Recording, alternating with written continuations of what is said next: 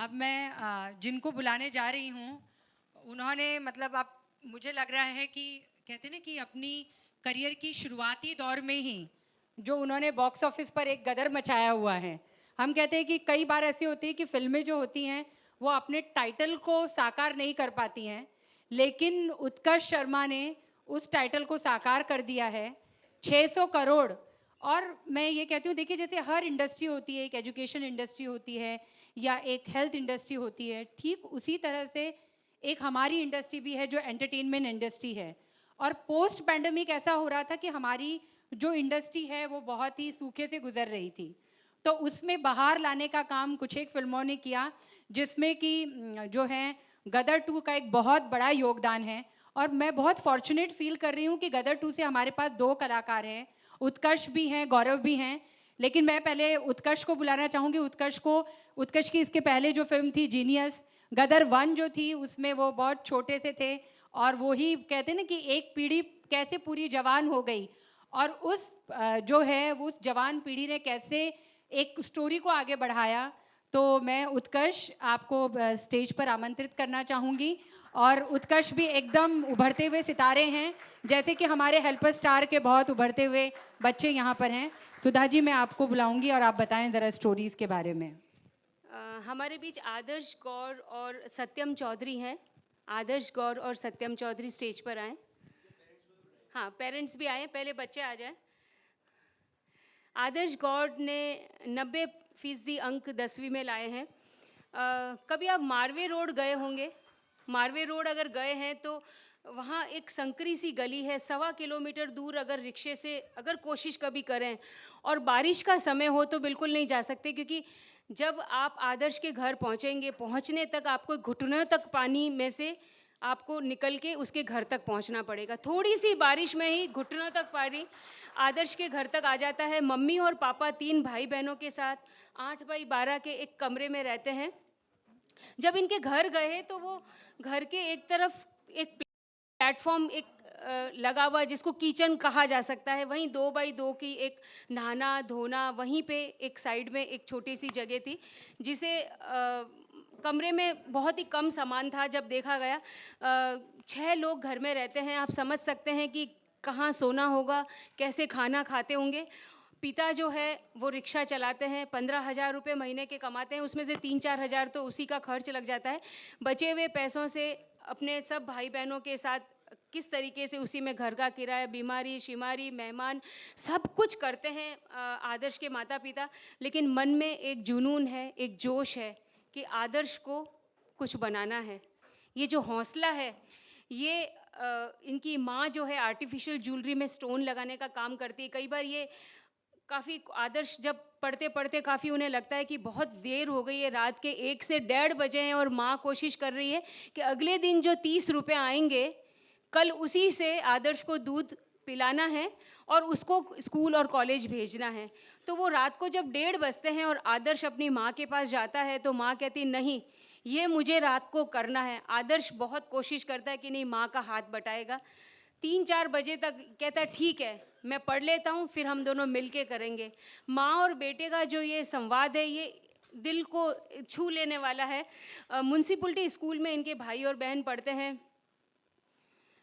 एक दिन जब हम इनके घर गए तो आदर्श को हमने पूछा, आदर्श क्या बनना चाहते हो? आदर्श कहता है मैं बिजनेसमैन बनना चाहता हूँ, इन्वेस्टमेंट बैंकर बनना चाहता हूँ।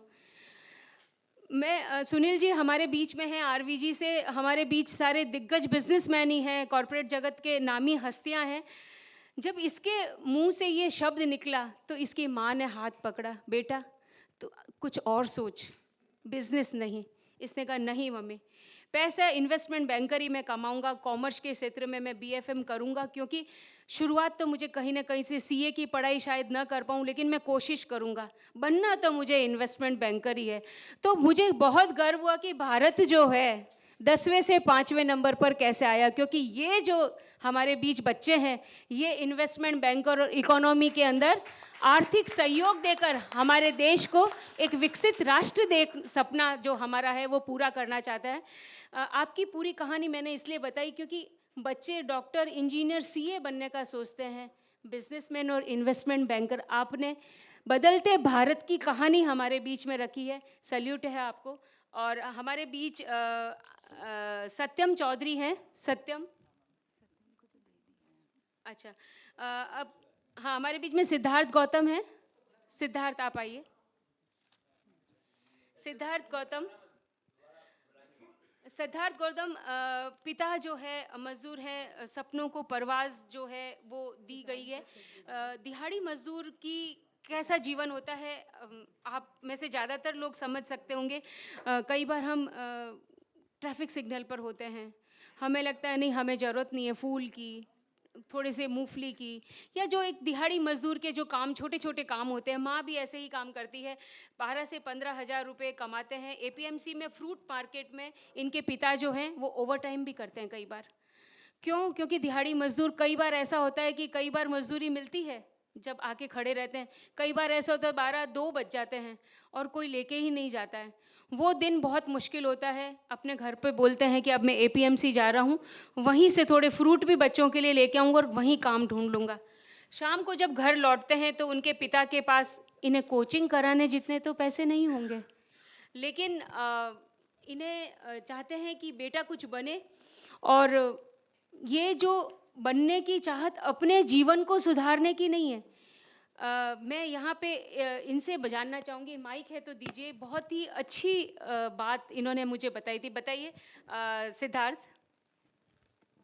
कि आपको क्या बनना था और आपने क्या सोचा और कैसे बदला हुआ आपकी सोच में? जी। मैंने बताया आप सबका हाँ हाँ बेटा। नमस्ते। नहीं मैम,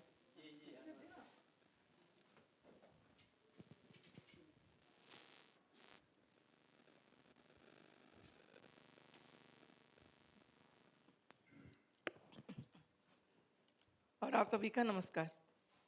मैंने एक मूवी देखा था जिसमें हैकर का हैकर में बहुत सारे वो ऑप्शन होते हैं कंप्यूटर साइंस की।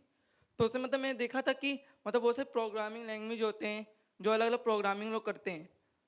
पर उसमें कि जैसे कि बहुत सारे छोटे छोटे ऐप बनते हैं जिसमें कि बड़े बड़े प्रोग्रामिंग करना, जैसे गूगल का आपने तब डाटा नहीं चलता आपका, तो आप में एक गेम आता है डायनासोर का, जिसमें कि बहुत बड़े बड़े प्रोग्राम किए गए थे उसके। और मैंने एक बार कि इसको देखा ध्यान से, उसमें इतने बड़े बड़े प्रोग्राम किए थे जो मुझे समझ में नहीं आ रहे थे। तो बाद में मैंने थोड़ा बहुत वीडियो देखा यूट्यूब पे, जिससे मुझे पता चला कि वो कि इतने हार्ड लैंग्वेज वो कैसे फटाफट बना लेते हैं। तो इसीलिए मैंने CS का वो चुना कि मैं भी धीरे धीरे कि अच्छे अच्छे ऐप बनाऊं जो लोगों को काम आ जाए। बिल्कुल, थैंक यू। बहुत अच्छा सोचा। देखो फिल्मों का प्रभाव। अभी एक सिंगल फोटो, कौशिक आप इधर आइए। हाँ, एक पिक्चर नहीं, एक सिंगल पिक्चर। हाँ, एक सिंगल नहीं, इनका एक सिंगल ले लीजिए, फिर इनका अलग, फिर साथ में ले लेंगे।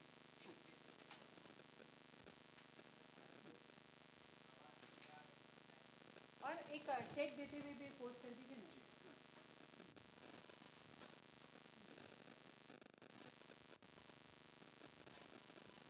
अब इनको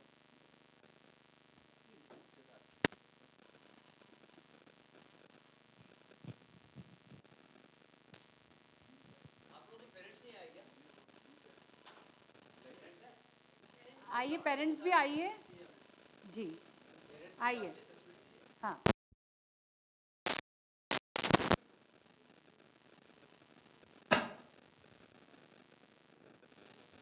आइए।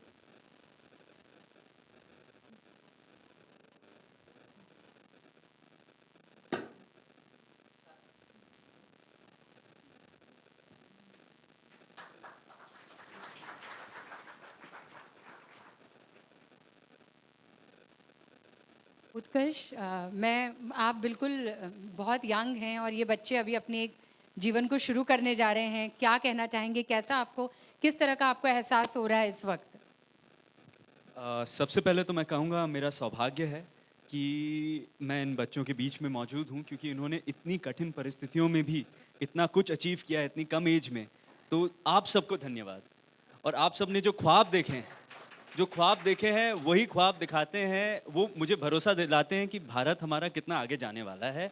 तो thank you all so much. और जो आप सब ने मेहनत की है, और वो मुझे बहुत प्रेरणा देता है, एज अ ह्यूमन बीइंग बहुत प्रेरणा देता है कि मैं भी और मेहनत करूं। तो मेरी एडवाइस बस यही रहेगी कि भगवान को देता है जिनमें काबिलियत होती है उन पे फतेह करने के लिए, एंड आप सब में वो काबिलियत है। आप अपने ख्वाब के लिए पूरा जिस तरीके से लड़ते आए हैं उसी तरीके से लड़ते रहिए। मुश्किलें हर एक की लाइफ में आती हैं, आर्थिक हो, मानसिक हो, कुछ भी हो, तो वो मुश्किलें बड़े नहीं हैं, आपके ख्वाब बहुत बड़े हैं उनसे, और बस डटे रहिए, सब पूरे होंगे।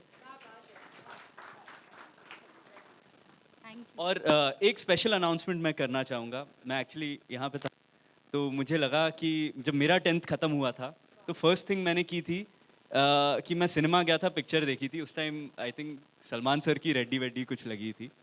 तो मेरी तरफ से इस संडे आप सभी, आपकी जो भी फैमिली है, कितने भी मेंबर्स हैं, मेरी टीम कोऑर्डिनेट कर लेगी आपकी टीम के साथ, एंड जितनी भी टिकट्स हैं गदर 2 के लिए मैं आप सबको दे दूंगा। एंड आप सब जाइए परिवार के साथ। 10th खत्म हुआ है, बोर्ड खत्म हुआ है, एंजॉय कीजिए। थैंक यू सो मच उत्कर्ष, आपने तो सबका दिन और बना दिया। थैंक यू जी।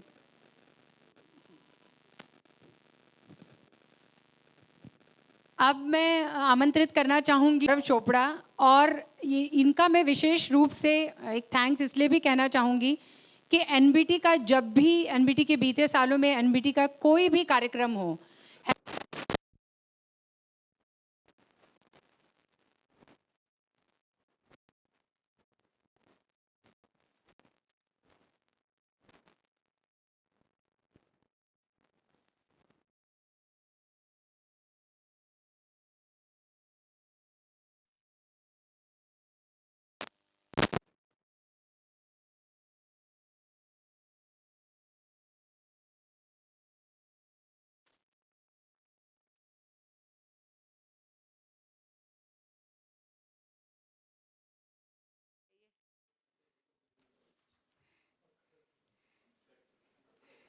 आप स्टेज पर आइए। ये सिंगल मदर है और बेटे को इंजीनियर बनाना है। भूमित ने 10th में 93% नंबर लाए थे, और इनके जो संघर्ष की कहानी है गौरव, वो मतलब भीषण गरीबी के बावजूद अपने बेटे भूमित गुप्ता को इंजीनियर बनाने का सपना देखना, और पति से अलग रहने के बाद रुक्मणी गुप्ता के पास अपने बच्चे को पालने के लिए कोई निश्चित आय नहीं थी। क्या करे, कहाँ जाए। एक ठोर था, ससुर जी ने एक घर दिया था, और वहीं घाटकोपर में पति तो छोड़ के चले गए अचानक बिना कुछ कहे। इनके पास कोई चारा नहीं था, क्या करती। इन्होंने कहा नहीं, मैं काम करूंगी और अपने बच्चे को पढ़ाऊंगी। वो जो बेसहारा छोड़ने का जो दुख था, वो रोजी रोजी का जो संकट इनके सामने आ खड़ा हुआ, लेकिन इन्होंने दूसरों के घर में काम करके अपने बच्चे को पढ़ाने का सोचा। 13 से 15 हज़ार रुपये घरों में काम करने से कैसे इकट्ठे होते हैं, उसके लिए कितना परिश्रम करना पड़ता है। कि जब भूमित देखता है अपनी माँ को घर पे आके, तो कई बार तो ऐसा होता है कि इनके पाँव एकदम, क्योंकि काफ़ी देर तक खड़े रह के जब ये काम करती है तो पाँवों में एक सूजन जो हमेशा होता है जमा हो जाती है। उसी समय भूमित को लगता है कि नहीं, अब कल से मम्मी नहीं जाना, मैं खुद काम पे जाऊंगा, मुझे नहीं इंजीनियर बनना। लेकिन सपना एक ही है, बच्चा बनेगा तो इंजीनियर ही बनेगा। भूमित को कहती है नहीं, थोड़े दिन की और बात है, मुझे तुझे इंजीनियर बनाना है। और बस वो जो इंजीनियरिंग का जो सपना है, दोनों माँ बेटे 12 बजे, 1 बजे, 1:30 बजे तक सोते सोते साथ मिलके देखते हैं। और ये साथ मिलके देखते हुए सपने के दौरान जब हेल्पिंग स्टार इनके सामने आता है तो वो सपना आकार लेने लगता है। उन्हें लगता है कि नहीं, कोचिंग मिल सकती है, नहीं पैसा मिल सकता है। और जो सितारों के साथ ये आज खड़े हैं, ऐसे ही समय बदलता है, यही जीटी विषय आगे बढ़ाती है। तो मैं आपको अनुरोध करूंगी कि ये चेक इन्हें प्रदान करें भूमित की माँ को। बहुत गर्व है एक सिंगल मदर के लिए। मैं आपको आपके जो जज्बे हैं उसको सलाम करती हूँ। अरे बाप रे।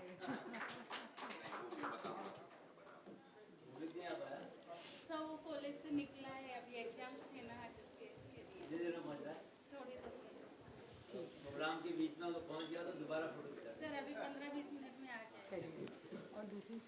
हमारे बीच में आप कुछ बोलना चाहेंगे? हाँ।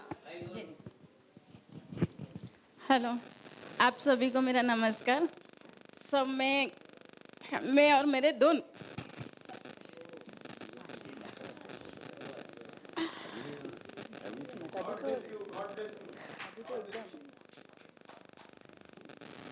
मैं अपने दो बच्चों के साथ रहती हूँ। मेरे एक बड़ा बेटा है मयंक गुप्ता करके, नहीं मैम क्या, मयंक गुप्ता, वो भी अभी इंजीनियरिंग ही कर रहा है, केमिकल मैकेनिकल इंजीनियरिंग है, नागपुर VNIT कॉलेज में है अभी। और मयंक की भी पढ़ाई उसी के हिसाब से, भूमित की भी उसी के हिसाब से चल रही है। वो CA करने वाला था, बट हम लोगों ने ना बोला उसको कि उतना नहीं हो पाएगा हम लोगों से, तो तू इंजीनियरिंग का सोच जरा। और मैं घर में खाना बनाने का काम करती हूँ सबों के यहाँ पे। सुबह 6:30 बजे से निकलती हूँ। अन्नपूर्णा माता, आप लोगों के लिए खड़े खड़े जो खाना बनाती है वो ही शक्ति बच्चों में आ रही है। बिल्कुल। सुबह 6:30 में सर किसी के घर पे खाना बनाने के लिए जाती हूँ और आती हूँ 1 बजे। फिर शाम को वापस 4:30 बजे जाती हूँ, तो रात को 8 बजे तक आती हूँ। बट मेरे दोनों बच्चों का मेरे को इतना सहायता है ना कि मुझे अगर कुछ भी हो जाता है थोड़ा भी, तो मुझे काम करने की ज़रूरत नहीं पड़ती। मेरे बच्चे कब खाना बना के मुझे खिला देते हैं नहीं मालूम पड़ता है। क्या बात है।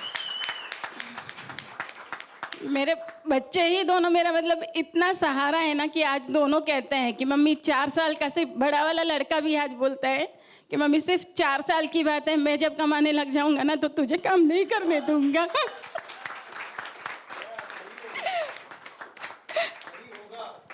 यही होगा, देखो ये देखो, है ना।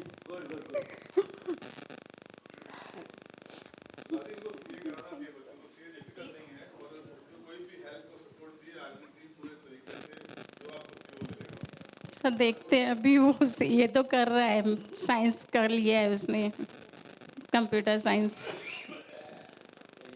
Thank you Sunil ji. हमारे बीच सेजल है। सेजल, आपके साथ मम्मी पापा आए? हाँ, सेजल के अभिभावक पेरेंट्स जो हैं वो भी स्टेज पर आए। सेजल डॉक्टर बनना चाहती है। सेजल आप आइए।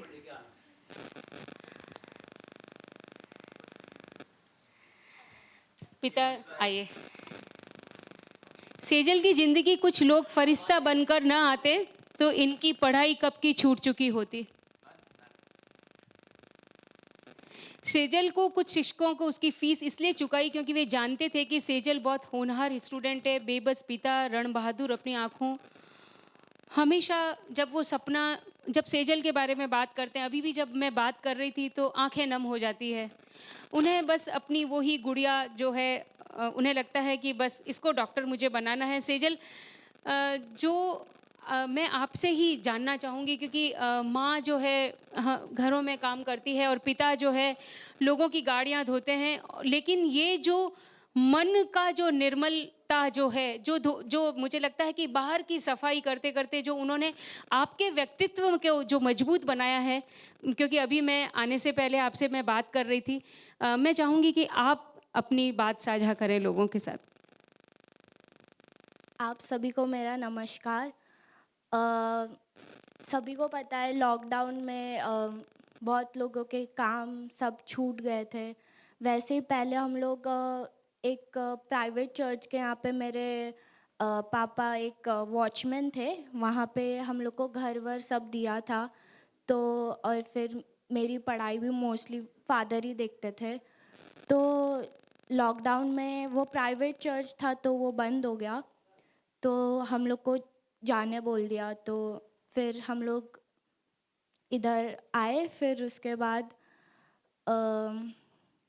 पापा को काम नहीं मिल रहा था कहीं पे, तो फिर मुलुंड में सुबह सुबह चले जाते थे गाड़ी धोने। फिर मम्मी की भी तबीयत ठीक नहीं रहती है क्योंकि उनको बहुत सारी बीमारियां हैं, तो वो भी लोगों के घरों में जाके खाना बनाते हैं। तो अ,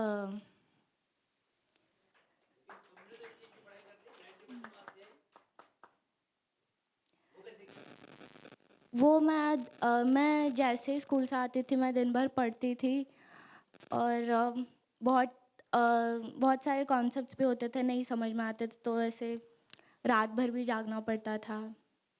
तो अगर हम लोग कोशिश करते हैं तो ऐसा कुछ होता नहीं है कि हम लोग वो हासिल ना कर सके। तो हमें अपनी कोशिश नहीं छोड़नी चाहिए, जो कोशिश छोड़ देता है वो हार जाता है। मैं डॉक्टर बनना चाहती हूँ। मैं क्योंकि देखती हूँ कि मेरी मम्मी बहुत बीमार रहती है, उनको बहुत सारी बीमारियाँ हैं, तो मैं चाहती हूँ जैसे हम लोग को ऐसे फाइनेंशियल डिफ़िकल्टीज आती है वैसे किसी और को ना आए।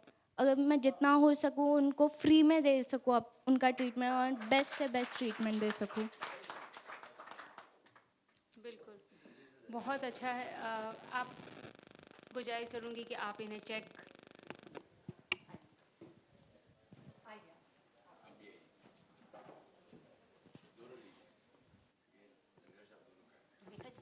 मैं दो बच्चों को और बुला दूँ। रंगबाज वाले आ गए हैं। सुनील पाल सर हाँ, सुनील पाल के 2 और रंगबाज कर रहे हैं। इनसे एक सिंगल भी ले लीजिए आप पिक्चर। गौरव एक सिंगल पिक्चर भी आपकी और उनकी, नहीं चेक के साथ जी।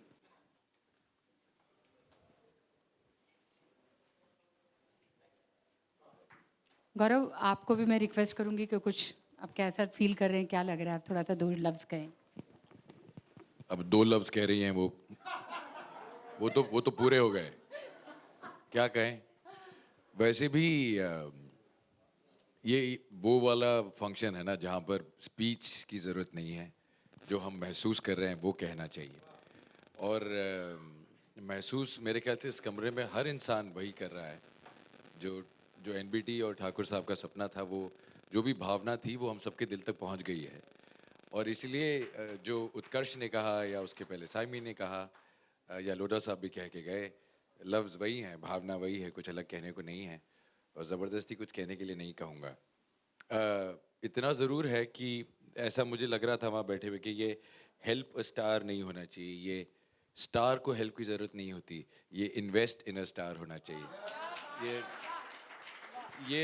ये हमारे देश की इन्वेस्टमेंट है।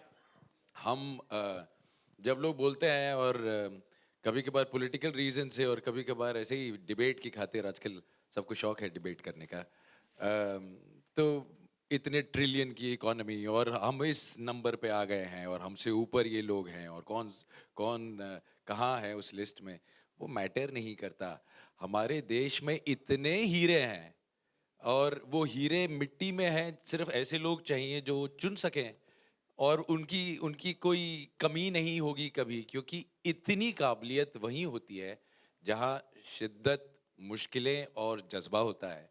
और इन तीनों चीज़ों की हमारे देश में कोई कमी नहीं है, ना मुश्किलों की, ना जज्बे की और ना ही शिद्दत की। कोई बात नहीं ताली की ज़रूरत नहीं। सो आई थिंक हम यहाँ इन सब स्टार्स को सिर्फ इनकरेज करने के लिए आए हैं और ये जो भी राशि उन्हें मिल रही है उनके इस सुपरस्टार फ्यूचर में हम इन्वेस्ट कर रहे हैं जो हमारे देश का भी होगा।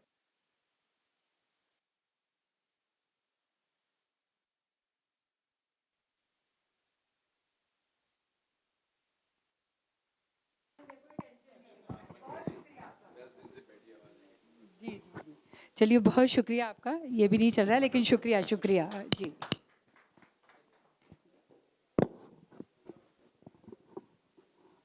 और अब मैं जिनको हेलो जी, और अब मैं मंच पे जिनको बुलाना चाहूँगी